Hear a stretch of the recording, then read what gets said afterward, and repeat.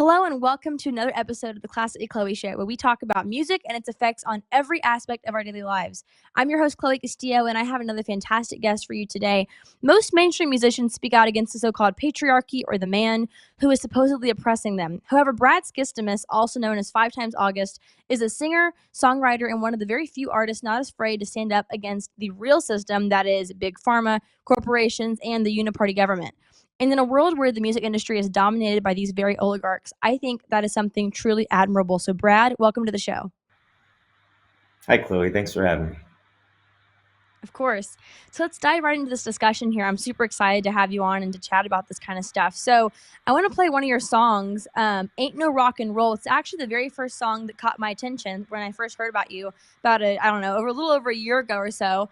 And it was just a friend sent to me actually and was like, you got to listen to this, Chloe, because this guy is awesome. And so I heard your song, Ain't No Rock and Roll, and it just really spoke to me on so many levels. So let's go ahead and roll that clip and talk about Ain't No Rock and Roll. Well, there ain't no rock and roll ever since they sold out Rolling Stone. All the words that were sung in the past will never feel the same when we're looking back. All the old men sitting in their makeup chair with their gold record walls really couldn't care. All the fame feels. So I just love it. I mean, it's got the great beat. It's an awesome lyric video too. You do such a great job with your imagery on those. So tell my audience about what was going through your head when you wrote that. Where did that come from? I think if you listen to the whole video, it's pretty clear. But expand on it a little bit for me, please. Yeah, Ain't No Rock and Roll was sort of a culmination I was going to write that song eventually. I released a series of protest songs throughout 2021, 2022, all throughout the COVID era of what I was seeing and observing, mainly out of looking around, wondering where my own heroes were, because there's a lot of terrible things that were happening, a lot of government overreach that was happening. And I grew up kind of on the outside of rock and roll, looking in. Like I've been in the music industry for 20 years, but I've been kind of always looking at that sort of attitude as, I'll never be that cool. I'll never be like the kind of guy that really stands up against the man. And then this moment in time shows up where I'm like, this is kind of the moment where we're all supposed to really be standing up against the man. And very few musicians were showing up that I really expected to show up. And so, I started releasing these songs, kind of just out of a responsibility. I feel like art is supposed to represent what's happening in the world and be a reflection of the times. And I didn't feel like enough artists were saying that. So, I sort of took that step forward, and felt obligated to stand up for my kids and their future as a father, and just use my platform in that way. And so over 2021, 2022, I was releasing these songs, sort of speaking out against Biden and Fauci and these characters that weren't really being challenged. And I think, Ain't No Rock and Roll happened just out of, constantly sort of this waiting for other voices to join that weren't showing up. And so I funneled all that frustration into this song, and put a lot of my own heroes into that video, and who I was speaking about, which is unfortunate. But, they're no longer my heroes. It's sort of made me question everything that I grew up thinking about the industry. Well, you mentioned that it's important for the next generation of kids, the next generation of Americans. I think that's a very important aspect of all of this. And I want to ask you too, why do you think, or how do you think rather, how do you think the left captured all of these musicians? How do you think that they actually got these musicians to say, look, we're all going to back this one agenda? How were they so easily bought out when all their music was so opposed to the man and spoke out so strongly for all those years? I mean, I think it's many layers of many different things. I think that once you reach a certain tier of popularity, you're in a certain club. I think that there's contracts that are involved. You have management and labels, and there's a machine behind a lot of these people.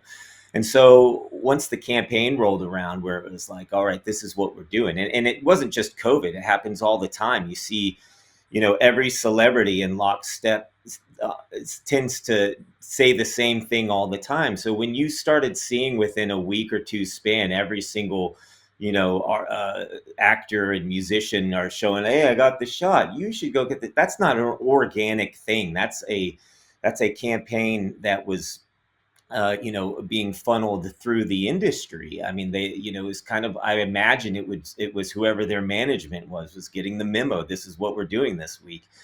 And so you saw a lot of mainstream artists going that route, sort of joining the regime, and very few of them actually did speak up. We had out of legacy artists, especially of the '60s, that you would have expected, that were known as protest and anti-establishment artists. We really only got Eric Clapton and Van Morrison out of that era to say anything at all. And other than that, very, very few artists. A lot of artists that did speak up were independent artists, and I've been an independent artist my entire career. So I feel like I had a lot of freedom to just say whatever I wanted to say. And what was at risk was my relationships that I had in the industry, for sure. But 20 years of fans as well. And so as I was losing fans, I was also gaining fans and making new relationships with other artists that were speaking out. So on the bright side, it has paved way for something new, but it is unfortunate that we didn't see this sort of image that we've held up to such high regard, of these really cool anti-establishment characters cowering to government demands. Right. So I want to talk about the machine with you. You brought that up. You mentioned that a couple times. The machine that's backing these people, and that's probably, or very likely, the main reason they are bowing to these regimes, is because that's who they're owned. That's who owns them. And so I have a kind of a touchy topic here, I guess, especially with an independent artist like yourself. But I want to discuss it. So I feel like something we're missing on the conservative right is um, any regard whatsoever for the effects of music on culture, or on any aspect of American life, really. I mean, music affects every aspect of our lives. And I think that the conservative right really overlooks that a majority of the time. We talk about all these issues that are going on and all these things that we stand up against or for, or whatever that may be. And we very rarely look into how art and how culture affects those very things, other than simply criticizing how the left handles art and culture, which is worth criticizing, that's for sure.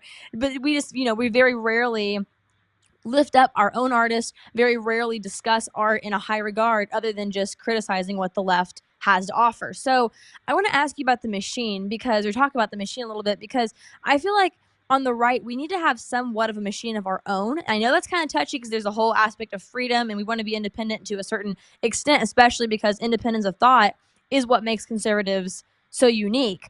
But I feel like there needs to be some aspect of, maybe instead of machine, large community, so to speak, or large effort movement, maybe, to back the people in the artistic worlds that we do have, to actually be able to make their art and make their music and make their I guess ideas and their ideology or their values more of a mainstream thing. Because beyond just trying to fight what the left systems, I mean, to get on the radio, it's not cheap. Let's just use that as an example. You can't just get on the radio because you made a good song. That's a lot of money goes into that kind of stuff. And we know the left is paying billions and billions of dollars, dumping billions of dollars into making their art, making their message mainstream. And we're doing so little on that side. And I feel like at the same time, though, it's kind of a hopeful thing as well, because at the same time, we also have so many supporters, like you said, your fans, who were faithful for all this time, who really just enjoyed your music and your messaging and are willing to actually be there and support. But what if we actually had more of a mechanism or more of a support system behind us from the conservative right on the whole, to be willing to back these kind of artists and back this kind of messaging into art and music and all that, and just the freedom of thought in itself? What do you think that would be like? Do you think it's worth it, or do you think that's a mistake to go down that route? No, I think that would be a wonderful thing. I think there certainly needs to be a collective awareness of what's happening culturally in the arts on the right side of the conversation. Maybe not even the right side of the conversation, so to speak, to label it as that. But it's sort of like there's the mainstream old Hollywood left side of things, and they're the ones that have the megaphone, and they pipe in their agenda through all of these different aspects: radio, TV, film, whatever it may be. and then there's everybody else that's in between there. And I feel like one of the problems is that conservatives tend to look for conservative art rather than just art that is good, that matches their morals or their values and lifts it up. But we have seen the power in what that movement can do whenever it does get the support that it needs. There have been other artists that have dominated the charts over these other sort of leftist artists that are on our side, and we've seen it with Tom McDonald and John Rich, or even myself when I put out my album Silent War. It did very well on iTunes and Amazon, and was competing with it was right next to Bruce Springsteen and Taylor Swift on the charts very briefly, which is like a huge accomplishment for somebody with $0 in their budget who recorded all these songs out of their bedroom in their house. So we really do have a tremendous amount of power behind us if we really embrace it and cultivate it, and we don't wait for it to sort of catch on. That's one of sort of the things that I've noticed is, conservatives will very quickly jump to criticize what's happening in Hollywood and push out the train wrecks that are happening. And, these OMG moments of, oh my gosh, Satan is sponsoring the award shows again. And we know by now, we've all seen it. And how many times can you push that out there? So what are we going to do to counter that? And so we kind of have to, let that stuff, set it aside, and start really cultivating what's happening on our end of things, and really start digging for it, not just wait for it to surface and then latch on to it and go, oh, this looks like it's catching on. But there are more prominent conservative voices, independent voices, that if they could do a little bit more digging and see who's out there and doing what, there's plenty of voices out there that could really be, that really need a bigger platform, that don't have that budget like I was talking about, that could be lifted up and be competing with these other artists. And it could really make a huge change, because there's clearly a hunger for it in our society right now. A lot is changing, and Hollywood is being kind of set aside as our old idols. We don't care to hear from them anymore, or care to be lectured on award shows anymore. We want real people making art that aligns with our values. So, they're out there. We just have to find them and cultivate that culture. Absolutely. That's a lot of really, really good points there, and something that I've been talking about for quite some time. So it's very refreshing to hear someone else discuss the same thing so eloquently. So let's talk a little bit about the conservative right, or whatever you want to call it, the conservative movement. Let's call it that. So they call themselves most of the time, I think. The conservative movement, as on the whole, I've been to events upon events upon events upon events, talking about this messaging, talking to people, just getting their thoughts on it, getting to kind of understand where they stand on this issue of music and culture. And I've received a lot of pushback. I mean, I'd say more pushback from the right than I have from anybody on the left, actually. The left, I think, doesn't really acknowledge it as something that's actually going to happen as far as an alternative culture. They say, oh, you're going to fail, you're going to fail. So they kind of, I think, just don't regard it in very high regard. Now, the right, I feel like they really push back and they really fight, at least me. There's this aspect of, oh, leave our culture alone. We're finally, the cool kids kind of in culture. And don't take that away from us. Let us be conservatives, but we like Beyonce, or let us be conservatives, but we're Swifties. It's kind of like this element of they won't let go of the actual leftist culture. It's like what they're using to stay cool or stay in the know. And I feel like that's a major mistake we're making here. Maybe in the beginning, just to kind of get people's attention, especially that of the youth. But now that the youth see what's going on, they see, like you said, oh, this next award show is sponsored by Satan himself. How lovely is that? We've noticed it. We've seen it. We know it's perverse and demonic, and it's disturbing. And so now that we know that is a fact about the left and what they have to offer in their culture, instead of simply, like you said, calling it out when it gets especially bad or especially obvious, how about we actually support our own artists? And I want to talk about the movement itself. A lot of events that I've been to, like I said, they just flat out ignore the need for more music, or our music rather. Mm-hmm. And I've talked to people and I've asked them, what will it take to get you guys to actually support the artists who are offering this music? And one thing I get a lot of pushback on is that, well, when they create good music, we'll listen. And I'm like, I know a lot of musicians. There's a lot of really good music out there. I mean, I can Mhm, send you the playlist. It's only so much I can do before, others need mhm, to start, getting on this bandwagon, so to speak, and actually acknowledging the need for this. And so let's talk a little bit about, mhm, there's a lot of like MAGA music. I've done some of it myself personally. I had a blast doing it. And a lot of music like mhm, yours too, which isn't necessarily MAGA. I mean, it's far from MAGA actually, but it's calling out. It's protest music, right? And mhm, a lot of young people really, I think, like the protest music and want to hear standing up to, again, the man or whatever you want to call it. They feel like that authentic protest music is actually really amazing and really good and they can relate to it. Now, a lot of young women, I would say, enjoy it, like myself, but a lot of them are looking for the love songs and the breakup songs and the everyday life songs and whatever, and I look pretty songs and whatever, just the everyday mhm, music. And so the conservative right, though, before they even give those artists a chance to get to that point in their career, I feel like they turn them down and say, "Oh no, you're too political," or "Oh no, you have too many opinions and you're not real art." And you talked about a little bit ago, we have to look for more than just ideology. We have to look for just values and where we align with these musicians. So, what would you say to the conservative movement and to those who kind of turn down all the musicians who have created so-called political music, but that aren't focusing quite yet on the everyday kind of aspects of life in their music? What would you say? Do they need to accept these musicians first? Because I feel like also, to even get noticed, you have to kind of be political, or else the conservative right just ignores you. So, what are your thoughts on all that? I guess mhm, I rambled for a little bit there, but what are your thoughts there? mhm.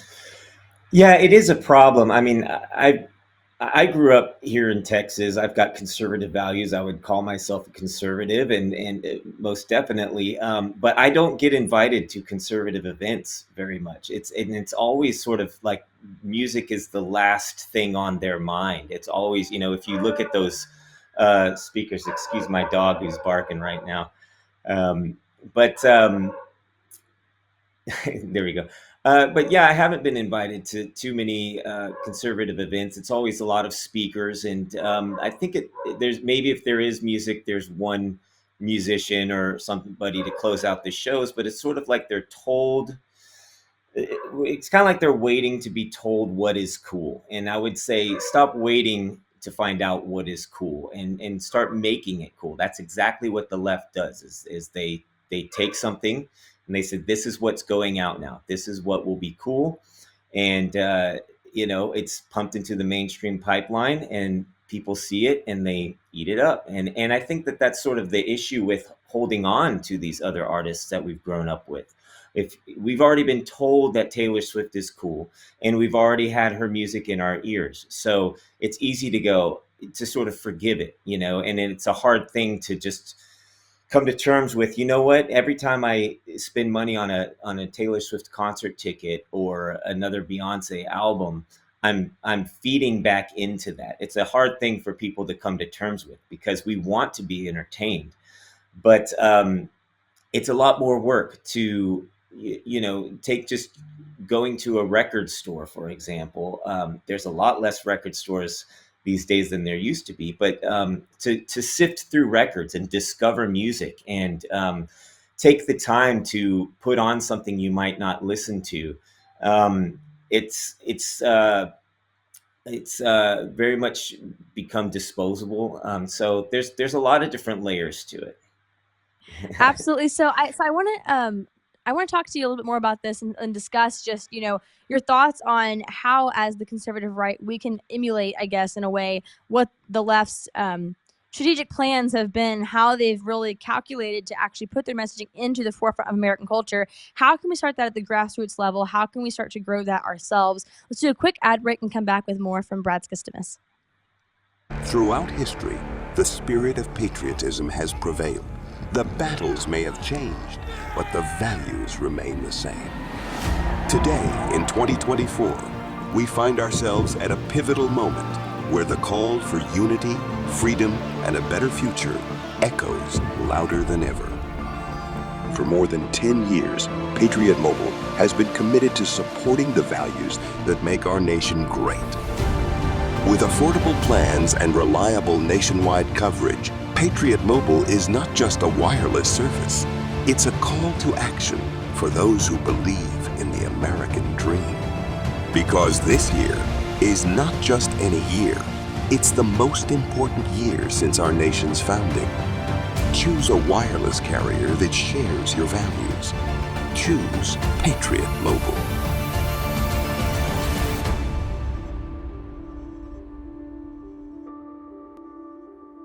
Brad, welcome back to the show. Thank you so much for coming on today. So let's talk about strategy here a little bit. And I know you're a musician and not a record producer or anything like that, but as a musician, what would be very helpful? Just like give my audience or give my listeners a few just bullet points, I guess, so to speak, about, what would be helpful as a musician to receive from those with our values. What would be helpful on this end? What would be most beneficial as a musician to have backing you and to have supporting you in some way? How would that support be most beneficial?